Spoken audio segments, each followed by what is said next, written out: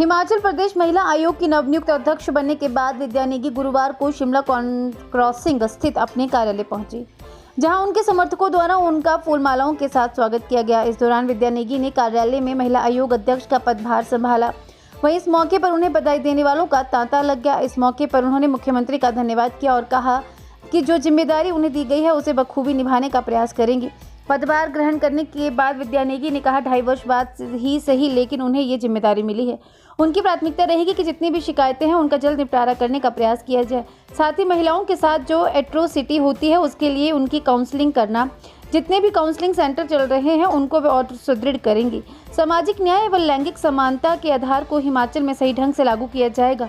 उन्होंने कहा, महिलाओं की परिस्थिति को जमीनी स्तर पर बेहतर करने के लिए नीतिगत बदलाव करने का प्रयास किया जाएगा। वहीं उन्होंने कहा कि इस समय आयोग में लगभग 1500 के करीब मामले लंबित हैं। इन लंबित पड़े मामलों को दुगनी गति से निपटाने का प्रयास किया जाएगा।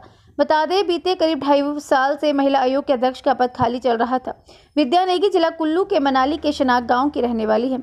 उनका मनोनयन तत्काल प्रभाव से 3 वर्ष की अवधि के लिए किया गया है। मनाली की विद्या नेगी वर्तमान में महिला कांग्रेस की राष्ट्रीय समन्वयक के पद पर कार्यरत है।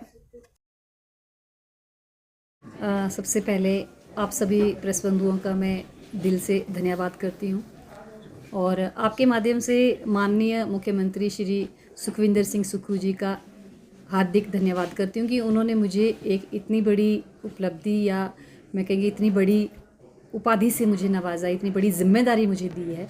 इसके लिए मैं माननीय मुख्यमंत्री का बहुत बड़ा धन्यवाद करना चाहती हूँ। और साथ में हमारे मनाली से विधायक हमारे भुवनेश्वर गौड़ जी, उनका भी मैं धन्यवाद करती हूँ। उनका भी बहुत सहयोग रहा है और हिमाचल प्रदेश का जो हमारी सरकार है उसका भी हार्दिक धन्यवाद करना चाहती हूँ।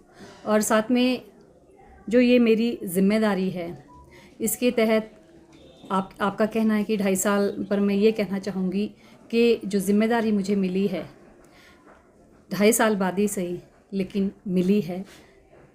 प्राथमिकता मेरी ये रहेगी जितनी भी शिकायतें अभी तक यहाँ पे हैं उनका निवारण करना और साथ में महिलाओं के साथ जो एट्रोसिटी होती है जिसके लिए उनके काउंसलिंग की ज़रूरत होती है, काउंसलिंग पहले से भी चल रहे हैं काउंसलिंग सेंटर, उनको सुदृढ़ करना।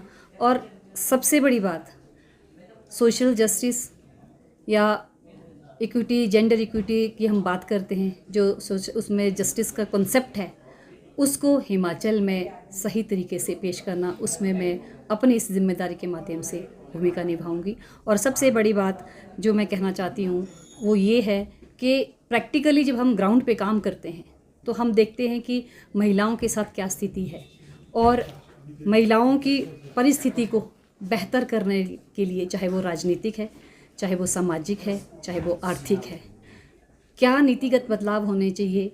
जो आयोग का एक सिफारिश हम करते हैं उसके माध्यम से व्यवहारिक तौर पर ज़मीन पर जो हम समस्याएं देखेंगे उनको नीतिगत बदलाव तक लाने की पूरी कोशिश करेंगे।